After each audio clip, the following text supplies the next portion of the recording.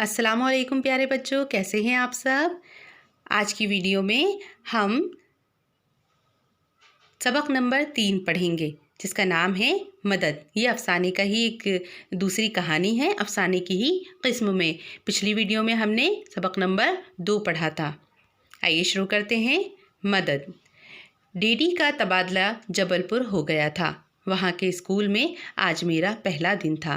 मैं स्कूल नहीं जाना चाहती थी क्योंकि वहाँ मेरा कोई दोस्त नहीं था। मैं जानबूझकर नाश्ते में देर कर रही थी। उधर माँ चिल्ला रही थी, तुम्हें क्या हो रहा है अन्नू, तुम्हारी बस छूट जाएगी। मेरा पाँव। मैं समझ गई, तुम अपने पाँव के इस लंग की वजह से परेशान हो, मगर तुम तो बहादुर लड़की हो। चलो शाबाश, मुझे यकीन है कि तुम्हारे नए साथी जल्द ही समझ लेंगे। मगर माँ, मैं किसी को जानती भी तो नहीं, वो सब मेरा मजाक उड़ाएंगे। आपको तो पता है जब कोई मेरा मजाक उड़ाता है तो मुझे कितना बुरा लगता है। नहीं बेटी, ऐसा कुछ नहीं होगा। मैंने काजू की कुछ बर्फ़ी तुम्हारे खाने में रख दी है। अपने नए साथियों को खिलाना ना भूलना। चलो अब भागो, तुम्हारे डैडी तुम्हें स्कूल पहुंचा देंगे। स्कूल पहुंचकर डैडी मुझे प्रिंसिपल के पास ले गए और बाद में चपरासी ने मुझे मेरी क्लास तक पहुंचा दिया। रास्ते में कुछ बच्चे मुझे घूर कर देख रहे थे और हंस रहे थे। मैं घबराई हुई तो थी ही, बच्चों के हंसने की वजह से और घबरा गई और मेरा लंगड़ापन कुछ और नुमायाँ हो गया। मैं फ़ौरन घर भाग जाना चाहती थी, मगर माँ की बातों ने मेरी हिम्मत बढ़ा दी और मैं क्लास में चली गई। टीचर मेरा तारुफ कराने लगीं। अनुराधा, पहली लाइन में उसी कुर्सी पर बैठ जाओ।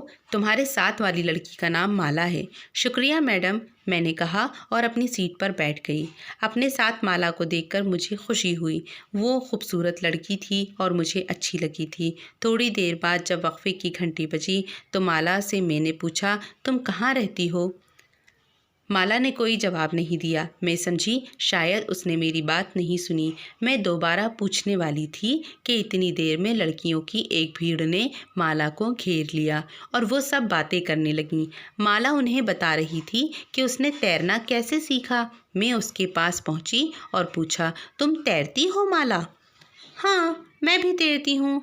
अच्छा, उसने कहा और फिर मुझे नज़रअंदाज करके अपनी सहेलियों की तरफ मुतवज्जा हो गई। मुझे बहुत बुरा लगा। स्कूल के बाद जब मैं घर पहुंची तो माँ का पहला सवाल था, तुम्हारा दिन कैसा गुजरा अन्नू। मुझे रोना आ गया। मैंने हिचकियाँ लेते हुए कहा, मैं स्कूल नहीं जाऊंगी, वहाँ की लड़कियाँ अच्छी नहीं हैं। सुबह को बच्चे मुझ पर हंस रहे थे। क्लास में कोई मुझसे बोला तक नहीं। माँ ने मुझे अपनी बाहों में समेट लिया। अच्छा अच्छा, अब रोना बंद करो अनु, और अभी कुछ दिन और देखो। बस अपना काम ठीक ठाक करती रहो और तुम खुद उनसे दोस्ती करने की कोशिश करो। देख लेना, कुछ दिन में ही सब कुछ ठीक हो जाएगा। अगली सुबह माँ के समझाने पर फिर स्कूल जाने के लिए मैं तैयार हो गई। क्लास की तरफ जाते हुए मैंने नोट किया कि आज मुझ पर कोई हंसा नहीं।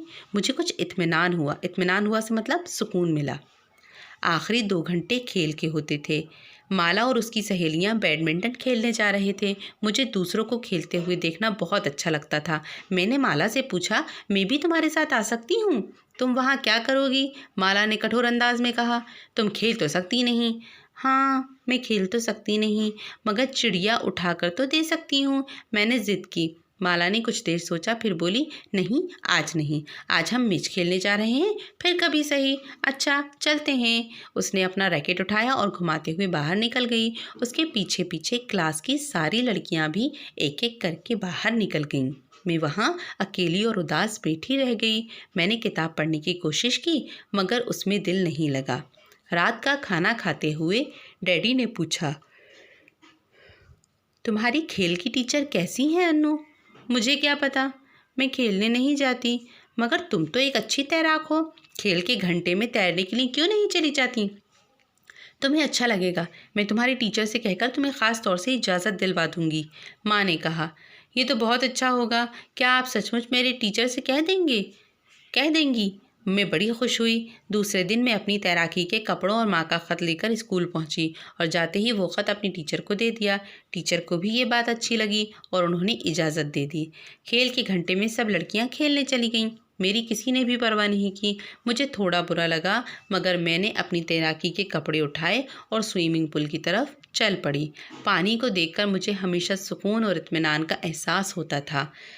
मैं गुसल खाने में गई, नहाई, तैराकी का लिबास पहना और स्विमिंग पूल के पास जाकर खड़ी हो गई। मैंने देखा पानी में कुछ बुलबुले उभर रहे थे। ये क्या हो सकता है? मैं गौर से बुलबुलों को देखने लगी। अचानक मुझे बालों का गुच्छा सा दिखाई दिया। फिर मैंने देखा कोई अपने हाथों को बुरी तरह पानी पर पटक रहा था। एक लड़की डूब रही थी। मैं ज़ोर से चिल्लाई और इधर उधर देखने लगी, मगर जब आसपास कोई नज़र न आया तो उसे बचाने के लिए मैं खुद पानी में कूद पड़ी।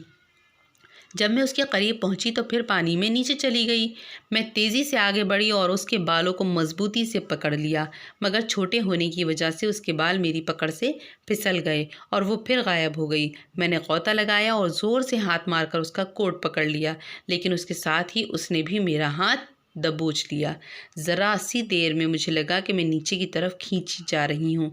मैं बहुत ज़ोर ज़ोर से चिल्लाई, मदद मदद, और जितनी ज़ोर से मार सकती थी अपने हाथ पैर मारे।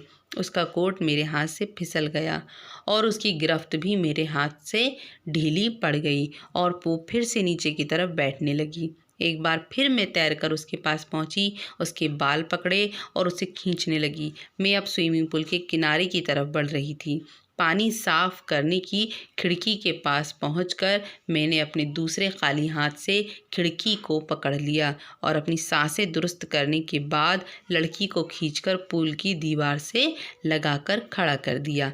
अपने जिस्म की बची खुची ताकत लगाकर मैं फिर चिल्लाई, मदद मदद। अब मुझे कुछ आवाज़ें सुनाई दी।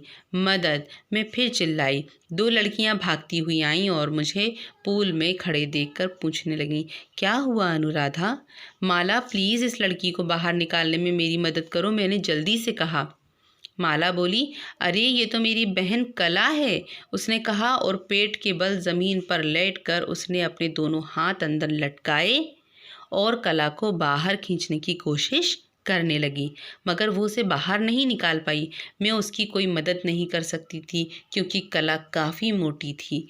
माला ने अपनी दोस्त को पुकारा, नीला मेरी मदद जल्दी करो जल्दी करो। माला और नीला ने मिलकर कला को बाहर खींचा और ज़मीन पर लिटा दिया।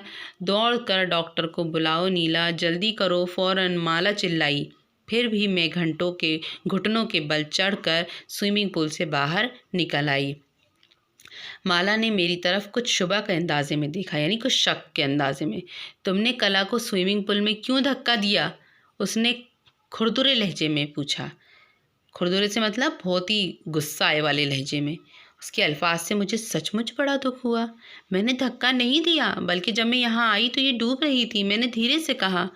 जल्द ही डॉक्टर आ गई। उसने कला को फौरी इमदाद और उसे कंबल में लपेट दिया।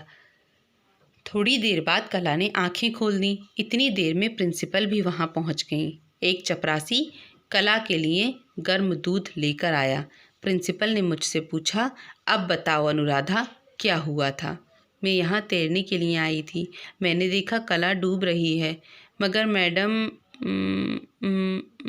लेकिन माला का जुमला पूरा होने से पहले ही उसी घबराहट की हालत में कला ने प्रिंसिपल की साड़ी खींची और मेरी तरफ इशारा करते हुए बड़ी कमज़ोर सी आवाज़ में बोली, मैडम इस लड़की ने मुझे बचाया है। प्रिंसिपल साहिबा ने मेरी पीठ थपथपाते हुए कहा, शाबाश, तुम बहुत बहादुर हो। जाओ, जाकर अपने कपड़े बदल लो, वरना तुम्हें ज़ुकाम हो जाएगा। मैंने जाकर कपड़े बदले और आकर कला के पास बैठ गई। मेरे पैरों में बड़ा दर्द हो रहा था। मैं बैठे बैठे उन्हें दबाने में लगी। माला कुछ झेंपी झेंपी मेरे पास आई और बोली, तुम थक गई होगी, लाओ मैं तुम्हारे पैर दबा दूं। और वो मेरे पैर दबाने लगी। अब कुछ आराम मिला। माला ने कुछ देर के बाद पूछा, हाँ मैं ठीक हूँ और कला भी ठीक हो रही है। मैंने कहा, वो तो सचमुच डूब जाती, बस तुम्हारी वजह से बच गई। माला ने मुझे अपने साथ चिमटा लिया। हम सब तुम्हारी दोस्त हैं। सब लड़कियों ने मुझे अपने घेरे में ले लिया और हम साथ साथ वापस घर आ गए। समझ में आया बच्चों कहानी? लंग माने लंगड़ापन, नुमाया मतलब ज़ाहिर, नज़रअंदाज करना, तवज्जो ना देना, स्विमिंग पूल मतलब तैराकी का तालाब, गौता लगाना, डुबकी लगाना, शुबा मतलब शक, फौरी मतलब उसी वक्त। ठीक है, क्या बात हम इसमें समझ में आई है? देखो, गौर करने की बात में इस कहानी का एक बिल्कुल तरीके से खुलासा दिया हुआ है छोटा सा। किसी को उसकी जिस्मानी या दिमागी कमज़ोरी और माजूरी की वजह से हकीर नहीं समझना चाहिए। हकीर से मतलब बिल्कुल गया गुजरा, छोटा। कोई भी शख्स अपनी कमज़ोरी या माजूरी के बावजूद आला कदरों और आला सलाहियतों का हामिल हो सकता है। ऐसा है कि अगर कोई लंगड़ा है या कोई गूंगा है या कोई बहरा है या किसी भी तरीके से वो माजूर है, तो इसका मतलब ये है कि उसके पास एक चीज़ का इजाफा होगा, उसके दिमाग तेज़ होगा या उसमें कोई अच्छा हुनर होगा, है ना। उसकी सलाहियतों का हम अंदाज़ा तो लगा नहीं सकते। हमेशा दूसरों की मदद करना और उनके काम आने वाले लोग अच्छे इंसान होते हैं। ठीक है, इसकी खाली जगह और सही जोड़ियाँ और मुख्तसर सवालात, मुख्तसर तरीन सवालात, तफसीली सवालात, ये सब कुछ मैं आपको वाया नोट्स भेज दूँगी। ठीक है, इसमें वाहिद जमा की तारीफ़ दी हुई है। ये तारीफ़ आपको याद भी करनी है और लिखनी भी है। वाहिद मतलब एक, जमा मतलब एक से ज़्यादा। ठीक है, जैसे बुलबुल वाहिद है और बुलबुलों जमा, लड़की वाहिद है और लड़कियों जमा, आदमी वाहिद आदमियों जमा। ठीक है, आया समझ में बच्चों चैप्टर? आज की क्लास में इतना ही। कल हम मिलेंगे अगले चैप्टर के साथ में। तब तक के लिए मुझको इजाज़त दे दीजिए और याद से चैनल को सब्सक्राइब कर दीजिए, वीडियो को लाइक और शेयर भी कर दीजिए। ठीक है, खुदा हाफिज़।